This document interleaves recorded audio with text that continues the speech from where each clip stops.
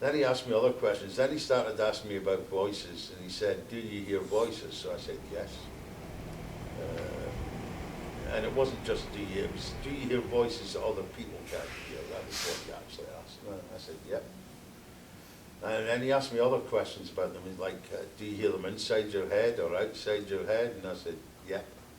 I hear some inside my head, some outside my head. And then he said, do you hear them in the first person, second person, or third person?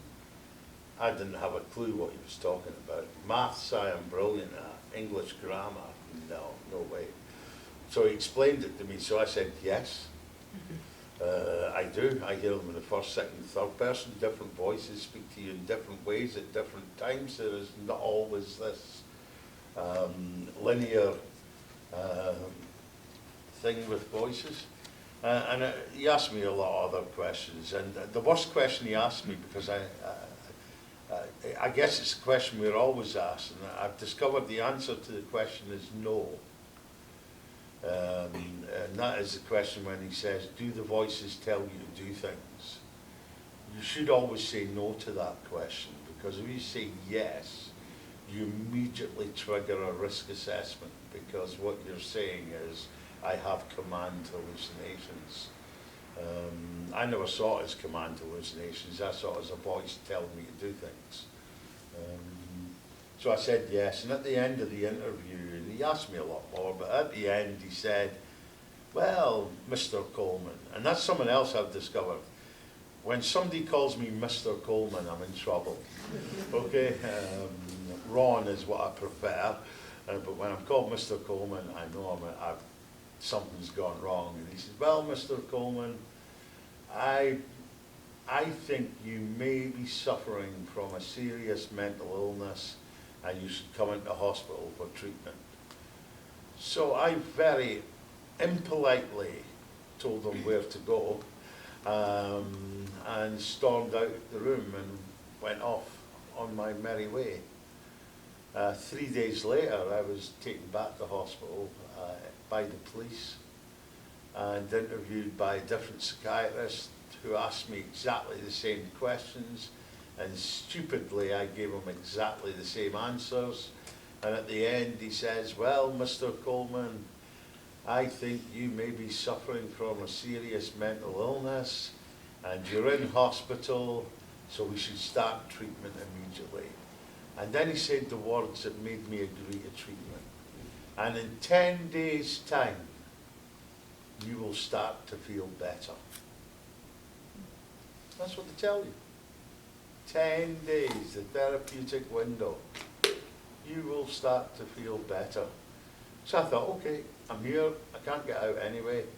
So I agreed to stay in as a voluntary patient, and for 10 days, and it was the only 10 days of my psychiatric career, I was voluntary. I wasn't under a detention or anything like that. I was a voluntary patient. After 10 days, I didn't feel any better, so I decided to leave. So I packed my little bag, and I went to walk out the ward, and I discovered why the nurse's station is always near the door. It's so they can see you as you're trying to leave. And I walked past, and the nurse shouted to me, where are you going? And I said, I'm going home. And she said, no, you're not. I said, yes, I am. She said, no, you're not. I said, the doctor said 10 days. I don't feel better. I'm going home. And that's when I discovered the power of psychiatry in terms of mental health law. And I was detained. And my 10 days very quickly became 10 weeks. And quicker than I liked, 10 months. And all too quick enough. It was 10 years had gone by, and I was, I wasn't in a hospital in London, I was in a hospital in Manchester.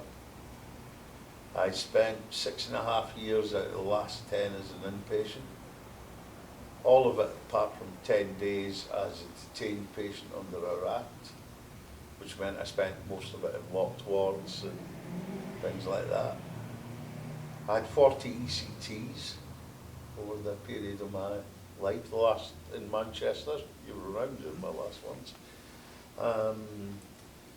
And I was still sitting there hearing the same voices, plus one, saying exactly the same things. And I was feeling exactly the same way, except now I believed I was a chronic schizophrenic and I had nowhere to go. This was my life. This was going to be it. This is what was down for me.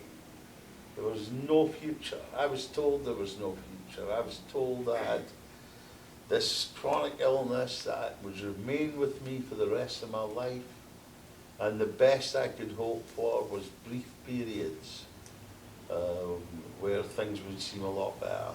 That was my life. And at that point, I was in Manchester. I guess that's when my life changed. 1990 was the start of the change. A woman called Lindsay Cook, support worker, came in one day to the ward. I'd never met her before, and she said, and she was one of those people that you either love or you hate. You know, I hated her. I hastened to add very quickly at the beginning. She had these dreadlocks, and she bounced everywhere. You know, one of those ones that smiles and laughs all the time, is really happy. I hate them. You know, and she came bouncing into my life and she said, "Hi, my name's Lindsay, I'm your new support worker, and I'm going to spend an hour with you." And I'm sitting there thinking, fresh meat. She ain't going to last a week. Yeah, I'm going to rip this woman up, chew her up, and spit her out. And I got rid of her after 20 minutes. There's an easy way when you're in hospital getting rid of people you don't want. You go up to one of the nurses and tell them that they're beginning to disturb you, and you're beginning to feel really weird, and they get rid of them for you. So I used to use that technique. It worked a lot. In that time, I used to say I didn't see my family. I refused to see my family. I didn't want my mum or dad or any of my siblings to see me the way I was. Number of reasons. One, I was ashamed of what I'd become. I'd become a total victim of that system. I was ashamed of who I was. I was ashamed that I couldn't carry out my responsibilities as the eldest son in our family and the culture that I live in. So I was ashamed of myself. I always felt my young brother hated me because he had to take all my responsibilities on at that time. So I didn't talk to my brother or my sisters either. So I became very isolated in my madness and didn't want, and I was separated by loads of miles between my mum and dad. I guess Paul knew Lindsay before I did you? Yeah. Yeah, I thought you might, yeah. And because Paul was already in Manchester and Lindsay was in Manchester. So I guess that's the first half of my story, where, you see, people talk about recovery as this journey, but I actually think the journey into madness is just part of the recovery journey.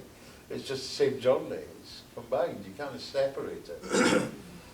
So we first became aware that there was this guy called Ron Coleman, that he was in a terrible state. He was hearing voices. We had recently started a hearing voices group, and we made it our business to try and attract people who everybody else had given up on. So we wanted very much for Ron to come along to our group, and this worker, Lindsay Cook, made it her business to try and get Ron to come. You might explain a little bit more about how that happened. But through her persistence and through, I think, Ron's curiosity, eventually, he did come along. And we had a group, maybe 8 to 10 people at the time. We used to meet once every 2 weeks in a Methodist hall, was it at that time? Was it the Methodist hall? In a church-based community centre. And Ron came along. He was at that time 22 stone. A bit more, 23 stone. He was heavily medicated. He wasn't looking after himself at all. His hair was all over the place. He was unshaven. He was having tardive effects from the medication.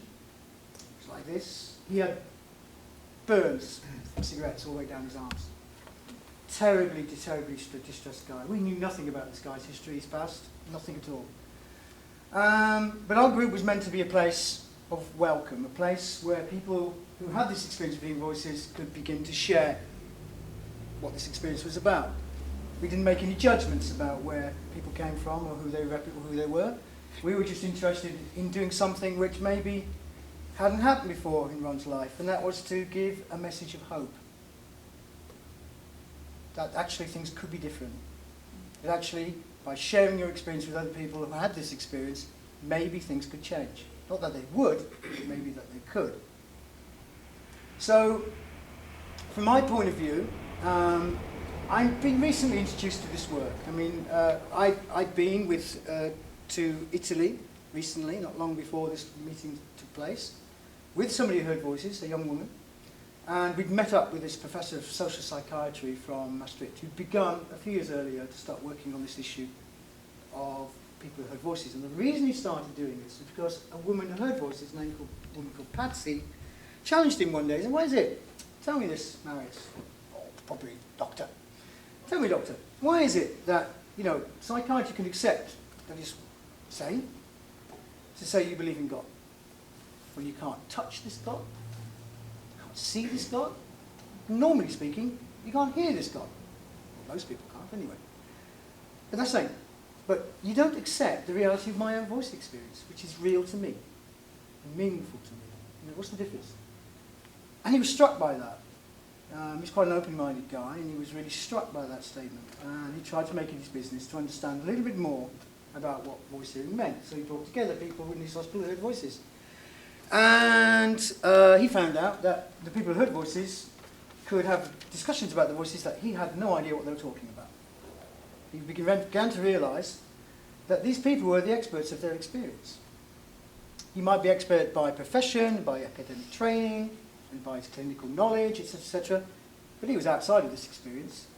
So, along with Patsy Hagen and other voice hearers, they began to think again, okay, people are hearing voices, but within psychiatry, it seemed people were overwhelmed by this experience, completely overwhelmed, distressed, and in spite of the various treatments they were being given, generally speaking, continued to be stressed by their experience. So he did one other thing. He, with the assistance of his partner, a scientific journalist called Sandra Escher, asked this question: I wonder if there's people out there who are also hearing voices, just generally.